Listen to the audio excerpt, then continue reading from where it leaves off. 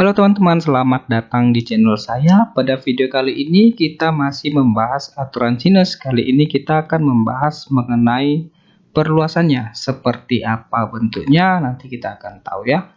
Namun sebelumnya konsep yang harus kita pegang atau konsep yang harus kita miliki yaitu tentu saja perbandingan trigonometri. Ya, masih ingat ya teman-teman perbandingan trigonometri? Kalau teman-teman belum ingat atau kalau teman-teman belum mengerti, silahkan tonton video saya yang sebelumnya ya, yang bagian pertama.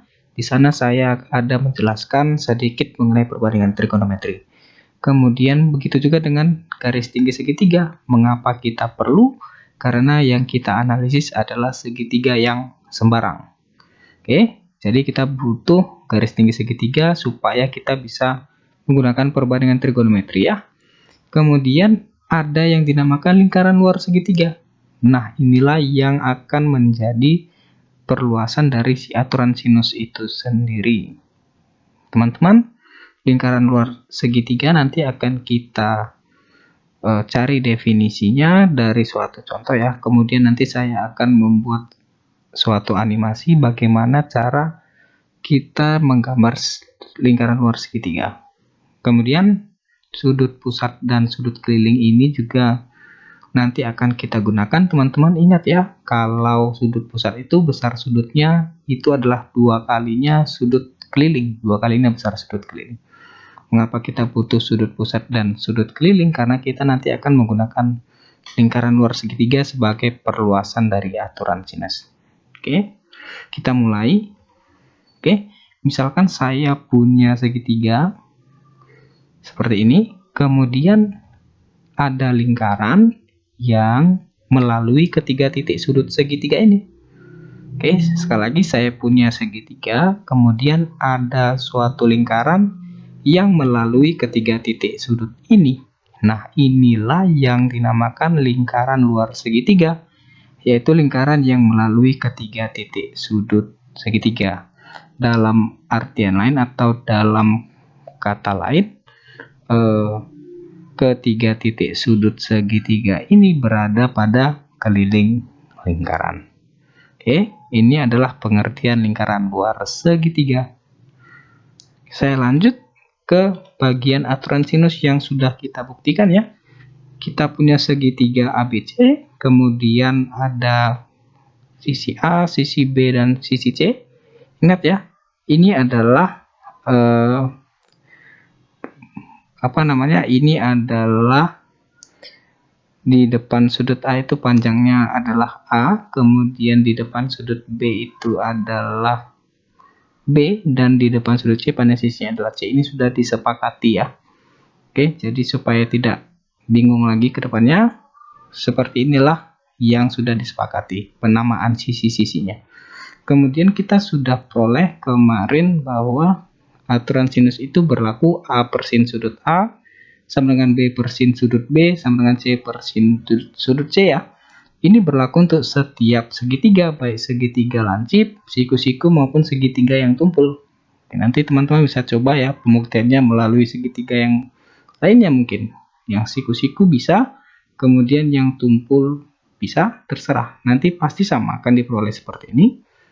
Dan ini akan kita perluas lagi, nanti kita peroleh bentuk yang ini ya, bentuk perluasannya ya melalui lingkaran luar segitiga. Nah, bagaimanakah selanjutnya kita dalam menggambar lingkaran luar segitiga? Nah, ini saya berikan segitiga ya. Jadi dalam menggambar lingkaran luar segitiga itu yang digambar segitiganya dulu, bukan lingkarannya dulu ya. Berarti segitiganya dulu, kemudian kita gambarkan lingkarannya, bukan lingkarannya dulu kemudian kita gambarkan segitiganya. Itu adalah dua hal yang berbeda ya, yang sangat krusial. Nah, di sini saya punya segitiga seperti ini ya. Saya ingin menggambar lingkaran luarnya. Saya bisa menggunakan jangka ya. Teman-teman pasti sudah punya atau sudah pernah menggunakan jangka ya.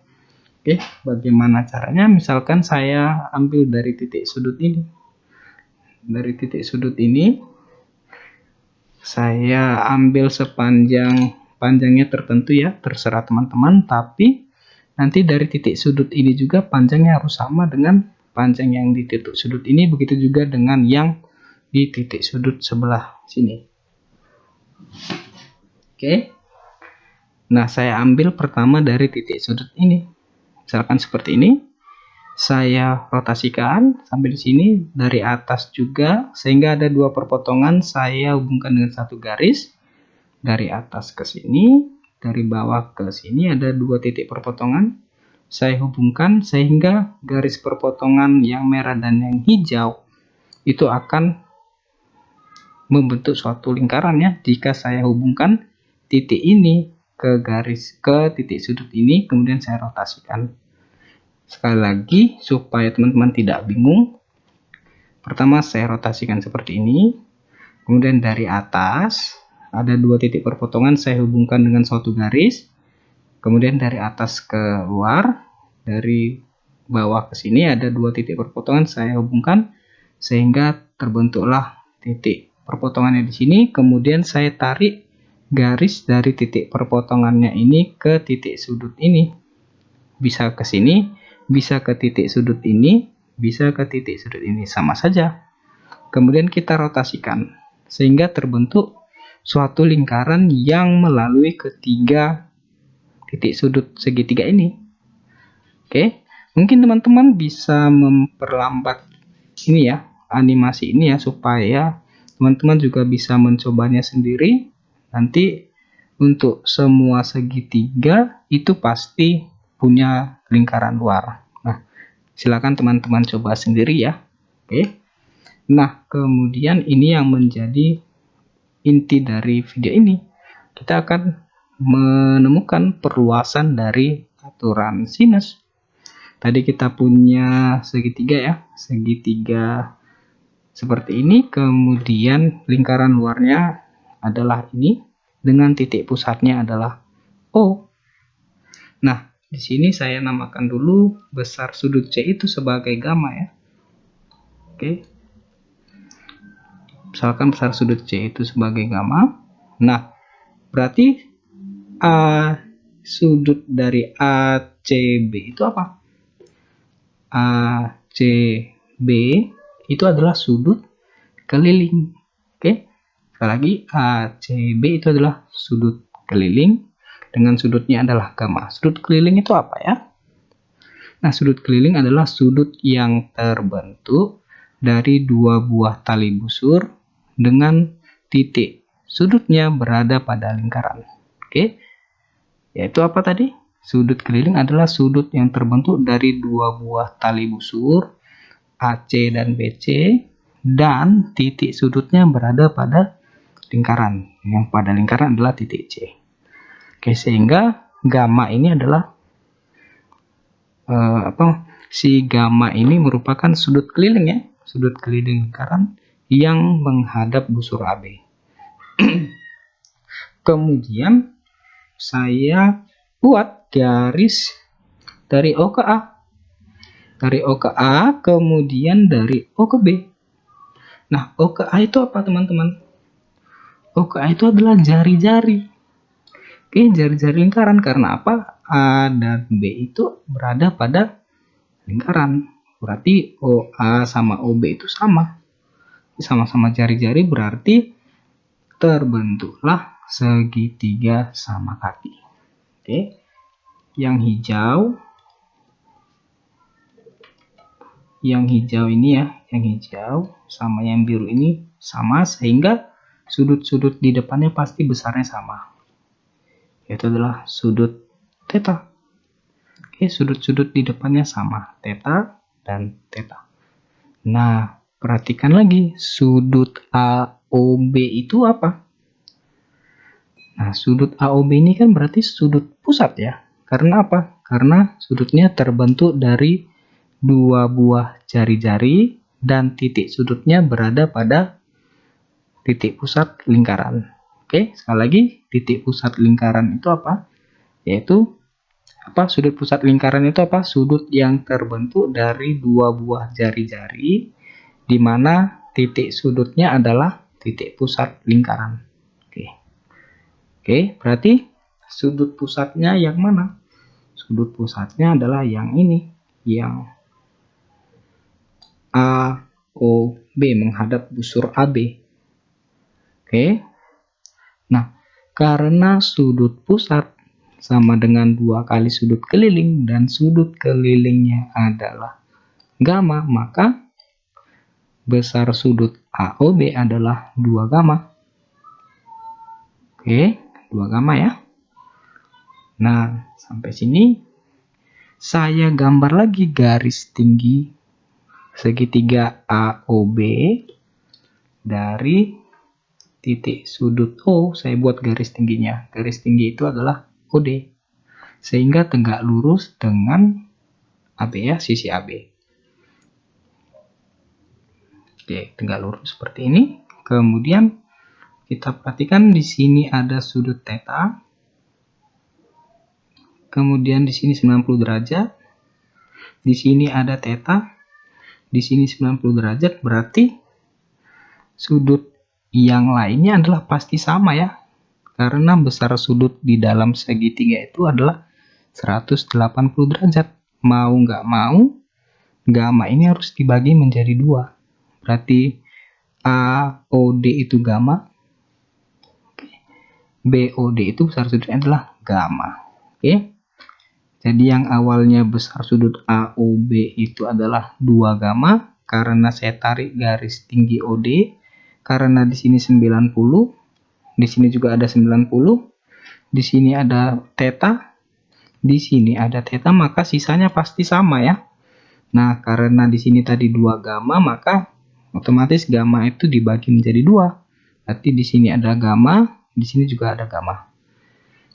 Nah, berarti si segitiga AOD dengan segitiga BOD itu kongruen ya. Secara apa? Bisa sisi, sudut, sisi, bisa sudut, sisi, sudut, bisa, dan sebagainya. Oke. Nah, karena sisi di depan sudut C itu kita sepakati panjangnya adalah C kecil. Oke. Karena segitiga AOD kongruen dengan segitiga BOD, maka AD itu adalah C per 2. DB juga pasti C per 2. Oke, setengahnya C. Nah, oke, ini adalah langkah-langkah tadi. Kita sudah buat ini, OA dan OB sebagai jari-jari ya. Kemudian garis tinggi OD, oke, sehingga tegak lurus dengan AB.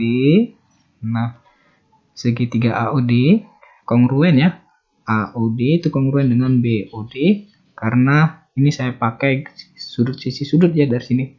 Sudut, sisi sudut, bisa juga sisi sudut sisi dan sebagainya. Kongruen. Kemudian kita bisa menentukan sinus gamma. Oke, sinus gamma itu apa? Kita ambil dari salah satu segitiga aja ya.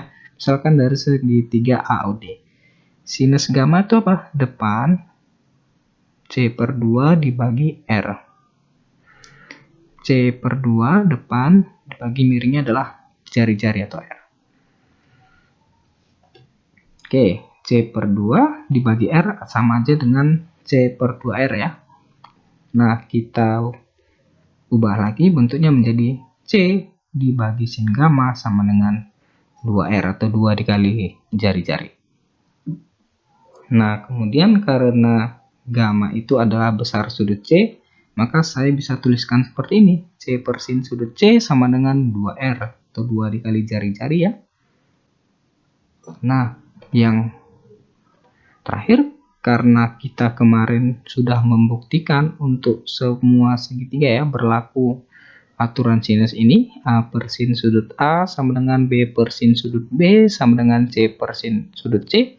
Ternyata kalau kita perluas dengan menggunakan lingkaran luar segitiga, kita punya bentuk yang lain. Tuh, C per sin sudut C sama dengan 2R. Nah, kalau kita hubungkan atau kalau kita kaitkan kedua hal ini, maka kita akan menemukan bentuk seperti ini. A per sin sudut A sama dengan B per sin sudut B sama dengan C per sin sudut C sama dengan 2R. Inilah yang kita sebut sebagai perluasan aturan sinus, di mana kita menggunakan lingkaran luar segitiga. Baik teman-teman, sekian dulu ya video dari saya mengenai perluasan aturan sinus ini. Silakan teman-teman pahami. Kalau kurang paham gitu ya, bisa ditanyakan di kolom komentar dan sebisa mungkin saya akan jawab di sana. Terima kasih dan salam matematika.